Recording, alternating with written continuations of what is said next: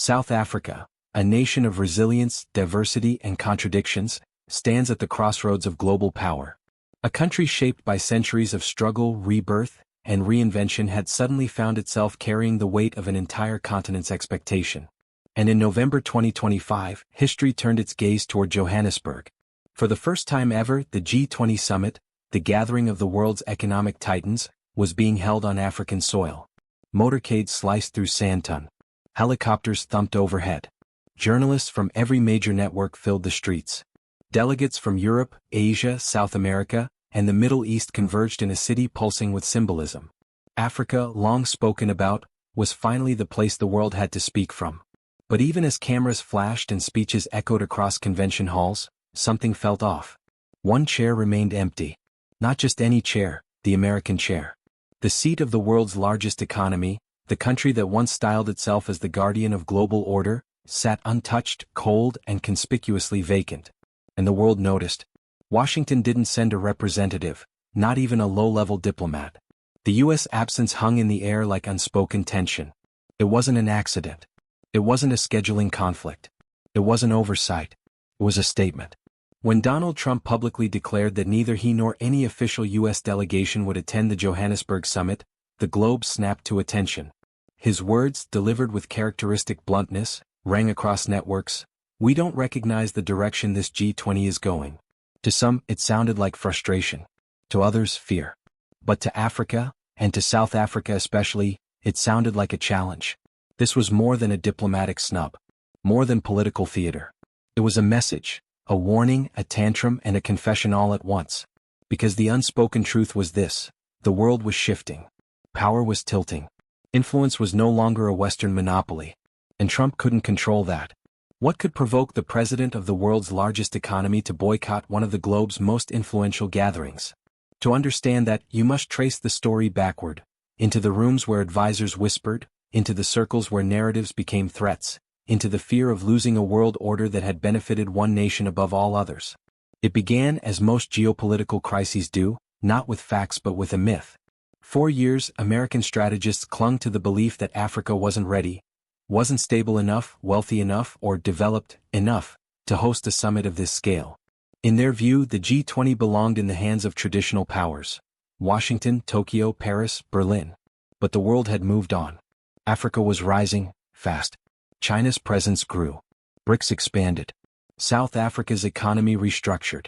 New trade corridors emerged from Nairobi to Lagos to Johannesburg. The myth of a weak Africa was cracking, and Trump's boycott was an attempt to glue the old world back together. He feared that by sitting in Johannesburg, he would be legitimizing a new reality. Africa is no longer a background actor. It is becoming a stage. And so, instead of confronting that truth, he left his chair empty. But that empty chair did something unexpected. It became a symbol. A symbol of the West's insecurity. A symbol of Africa's growing importance. A symbol of a world order being rewritten, not in Washington or Brussels but in Johannesburg. And it all began with a myth: one Africa was finally breaking. Trump didn't just skip the G20 summit. He launched his rationale to the world: white South Africans are being slaughtered. This myth, debunked by courts, researchers, and even Afrikaner leaders, was recycled, this time for a new audience. Throughout apartheid, fear of black majority rule was manipulated as a weapon, driving apartheid's brutal policies. Now in 2025, Trump uses the same ghost, for performance not policy.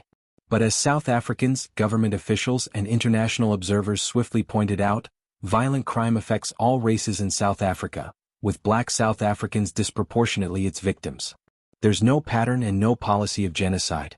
Trump wasn't shielding white South Africans. He was crafting a fantasy for his base, using Africa as a mirror for America's own racial anxieties. The timing was no coincidence. Each time Africa asserts sovereignty, joining BRICS, pushing for currency and trade reform, or hosting the G20, the white genocide narrative resurfaces. Not because Western powers fear African collapse.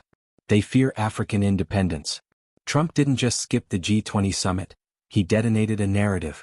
Standing before cameras, he launched the rationale that would dominate headlines for days: white South Africans are being slaughtered. A phrase engineered not for truth, but for emotional impact. A phrase with a long, painful history. This claim, recycled for decades by fringe commentators, had already been dismantled, again and again, by South Africa's courts, by international researchers, by journalists, and even by Afrikaner political and farming organizations themselves.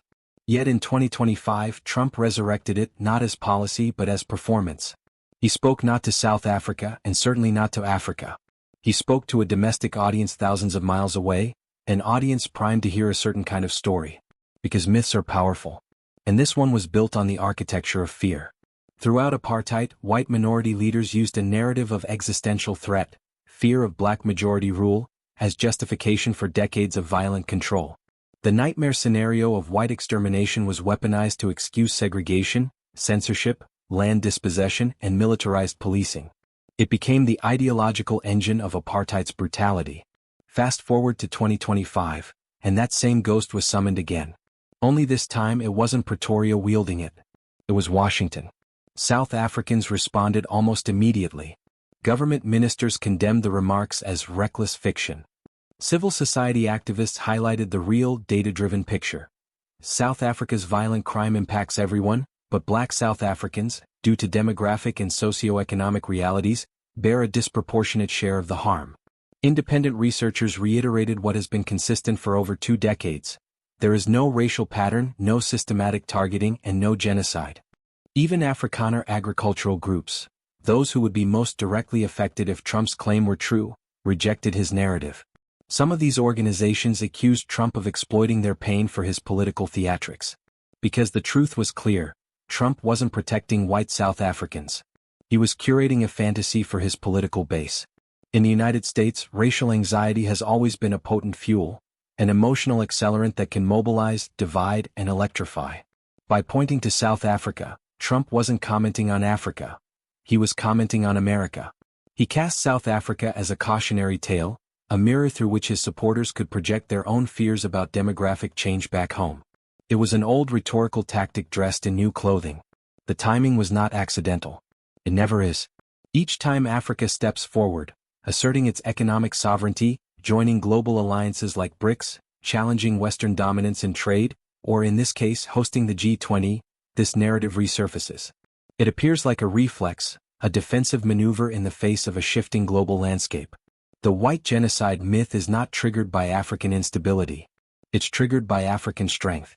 Because Western powers do not fear African collapse, they have profited from it for centuries. What they fear is African independence. A South Africa that hosts the world. A continent that negotiates on equal terms. A global South that no longer bends to old hierarchies. That is the real threat, not violence but autonomy. Not chaos but confidence. Trump's outburst was not a policy position. It was a panic response, a desperate attempt to reclaim a world order that is slipping away. And the more Africa rises, the louder these myths become, not because they're true, but because they reveal exactly what powerful nations fear losing: control. In 2025, Africa didn't just host a summit. It exposed the insecurities of a fading empire. Let's be honest about the boycott. It wasn't about human rights abuses. If that were the standard, U.S. foreign policy would look radically different, from its military partnership with Saudi Arabia, to its unwavering support for Israel, to decades of drone strikes and arms deals in Yemen. Washington has never allowed human rights to dictate its alliances. Power does. Strategy does. Interests do. So the story Trump told the world wasn't the real story. His outrage wasn't moral. It was strategic. It was about control. For more than a century, Western political power relied on a familiar narrative: Africa as the continent desperately in need of saving. Whether through missionary framing, aid dependency, or democracy-building rhetoric, the West positioned itself as rescuer, judge, and moral compass. Even when Africa didn't ask. Even when Africa resisted. Even when Western intervention caused more harm than good. Washington's credibility rested on this posture. We tell the world who is legitimate, who is stable, who is advanced, who is democratic. But what happens when Africa no longer fits that script? What happens when Africa doesn't need rescuing? When it rises on its own terms, forging alliances that don't require Western approval? When it hosts the G20, a gathering traditionally dominated by Western capitals, and does so with competence, authority, and vision? South Africa hosting the G20 wasn't just symbolic, it was structural. It signaled Africa stepping fully into global leadership, negotiating trade, shaping climate policy, guiding discussions on digital currency and the energy transition. From fintech hubs in Kenya, to green hydrogen investments in Namibia, to critical mineral control in the DRC and Zambia, Africa is no longer waiting for a seat at the table. It is building the table. That is the reality Trump could not accept. His boycott became more than a diplomatic absence. It became a symbol of existential dread. A refusal to acknowledge a world in which Africa is not the backdrop but the protagonist. It was an emotional reaction to a geopolitical shift, Washington losing its place at what it once considered the adults' table. In this insecurity, myths found fertile ground. Instead of discussing Africa's economic breakthroughs or its leadership in global negotiations, Washington found itself debating a conspiracy theory. One claiming white persecution, one repeatedly disproven, yet repeatedly revived whenever Africa shows strength. The narrative wasn't about Africa at all.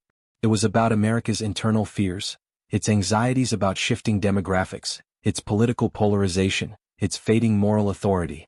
The empire, once able to define the legitimacy of entire continents, now clings to illusions because the alternative is admitting decline. Not military decline. Not financial decline. But the decline of narrative power, the authority to tell the world what is civilized and what is chaotic, what is worthy and what is backward. That authority is slipping. Not because anyone attacked it. Not because Africa rebelled. But because Africa evolved, and did so faster than Washington expected. Trump's boycott was not the cause of this shift. It was the symptom. The global order is being rewritten, and for the first time in modern history, Africa is holding the pen. Western outrage is not fear of African collapse. It is fear of African independence. Fear of African confidence. Fear that the world's youngest, fastest-growing continent is outgrowing the stories the West once imposed on it. America didn't lose its influence through confrontation. It lost it through irrelevance. And nothing reveals that truth more clearly than an empty chair in Johannesburg. The key to South Africa's response was not anger, nor indignation, nor defensive panic. It was a psychological strategy, a masterclass in restraint over retaliation. When Trump hurled accusations, South Africa didn't throw them back. When he expected uproar, South Africa refused to give him the performance he wanted. This was not weakness. It was discipline. And it was intentional. Trump's political power thrives on spectacle, on drawing his opponents into emotional arenas where he can control the narrative. Outrage feeds him. Chaos empowers him. Headlines extend his influence. So when he launched his inflammatory claims about South Africa, he was not speaking to Pretoria. He was baiting a reaction. Pretoria didn't take it. The foreign ministry responded with statements so precise they were almost surgical. The summit's success will not rest on one member state. No insults. No emotional counterattacks. Just a cold, calm fact delivered with diplomatic steel. And that was the point. South Africa denied him oxygen. Without chaos, there was no headline for him to ride. Without emotional retaliation, there was no spectacle to elevate his narrative. Instead of escalating tensions, the South African government absorbed the blow and responded with quiet authority, leaving Trump isolated in his own performance. It was a strategy rooted not only in diplomacy but in history. Few nations understand propaganda and psychological warfare as intimately as South Africa. During apartheid, entire state institutions were built around controlling global perception, manipulating foreign media, suppressing internal dissent, weaponizing fear. South Africans lived through disinformation campaigns that lasted decades. They endured attempts to divide communities, polarize society, and sabotage liberation movements. They know what provocation looks like, and they know how to disarm it. The democratic transition of the 1990s was not achieved by matching the apartheid regime's aggression. It was achieved through measured discipline, strategic patience, and an extraordinary ability to remain calm in the face of provocation. Nelson Mandela's leadership set the precedent. Emotional stability as political power. That legacy has not disappeared. It shows in the composure of modern institutions, in moments precisely like this one. Even South Africa's opposition parties, often fierce critics of the ruling government, united in rejecting Trump's claims. Parties normally at each other's throats stood shoulder to shoulder, recognizing the danger of letting foreign misinformation penetrate national discourse. Their response wasn't explosive. It was unified, firm, and deeply rooted in shared national identity. To the world, South Africa's unity mattered. What observers saw was not a nation scrambling to defend itself under attack, but a country so secure in its foundations that it did not need to raise its voice. Composure became a signal of maturity. Consensus became a display of strength. Restraint became the headline. In stark contrast, Washington's diplomatic silence and the internal chaos surrounding Trump's remarks painted a very different picture. One of fragmentation, insecurity, and political theater. South Africa's response radiated confidence. It broadcast a simple yet profound message to the world: we know who we are. We know our history. We don't need to shout. While Trump flailed for attention, Pretoria remained steady. While he escalated, they de-escalated. While he sought to provoke division, South Africa displayed unity. In that moment, the psychological balance shifted. The country once caricatured, lectured, and undermined by Western governments had mastered the art of political emotional intelligence. It refused to be drawn into someone else's drama. It chose stability over spectacle. In doing so, South Africa did not merely defend its dignity, it demonstrated leadership, quiet, measured, and unshakable. Trump's narrative, however, was never really about South Africa.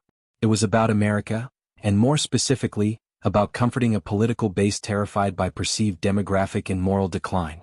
South Africa, in this narrative, became a stage onto which fears about cultural erosion, racial equality, and generational change were projected. Equality became persecution. Progress became threat.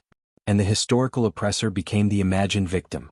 This is a psychological inversion, not an analytical one. By framing Africa as a locus of danger to whiteness, Trump's story provided emotional reassurance to supporters without requiring evidence. Data and lived realities, however, dismantle the myth. Crime in South Africa affects all racial groups, with Black South Africans disproportionately its victims. No evidence supports the claims of systematic racial targeting or genocide. Courts, researchers, journalists, and even Afrikaner leaders have repeatedly clarified this reality.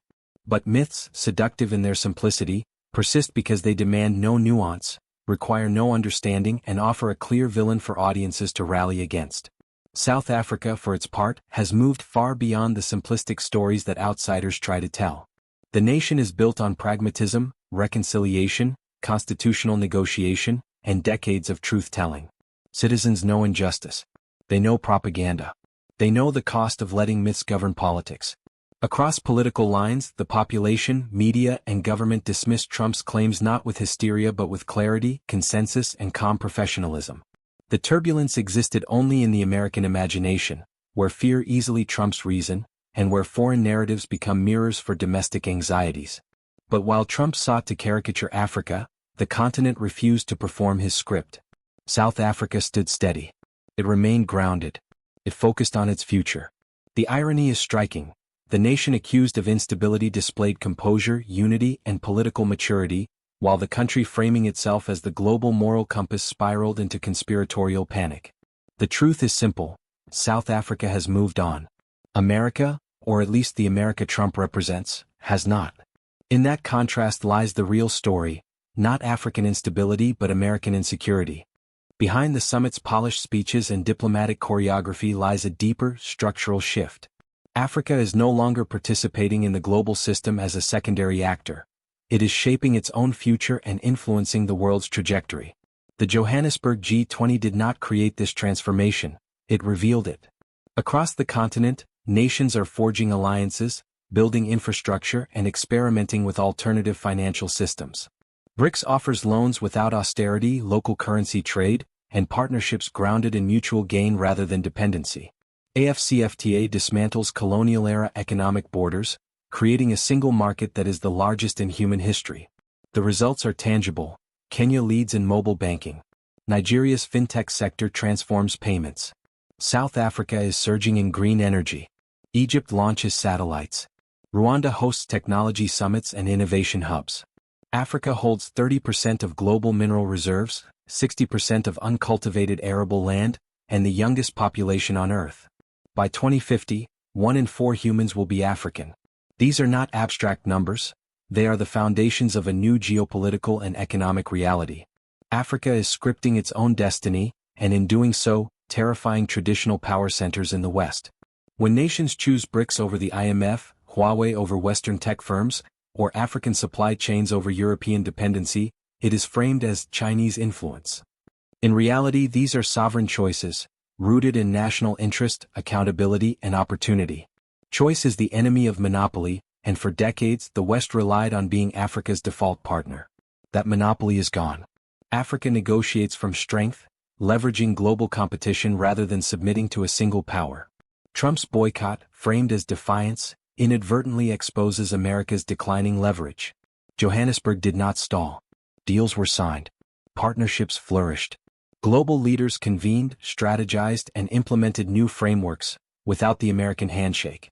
For centuries, Africa was evaluated according to foreign comfort: too fast and threatening, too slow and disappointing. Even praise was condescending.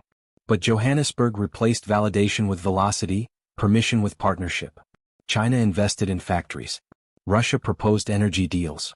Turkey and the UAE built infrastructure. And the United States, consumed by domestic narratives of fear, found itself sidelined. The summit's outcome demonstrates that global momentum is now driven by those who build, cooperate, and innovate, not those who threaten, intimidate, or retreat. The century belongs to builders, not bullies, creators, not critics. Africa doesn't need validation, it needs velocity. It doesn't need permission, it needs partnership. For the first time, the global gaze is turning toward Africa, not out of pity but recognition. And this time, Africa isn't just ready. It is in charge. It is defining its own rules. It is setting the pace. And it is reshaping the world. The lesson is clear. Power no longer resides in the ability to lecture, to withhold approval, or to bully from afar.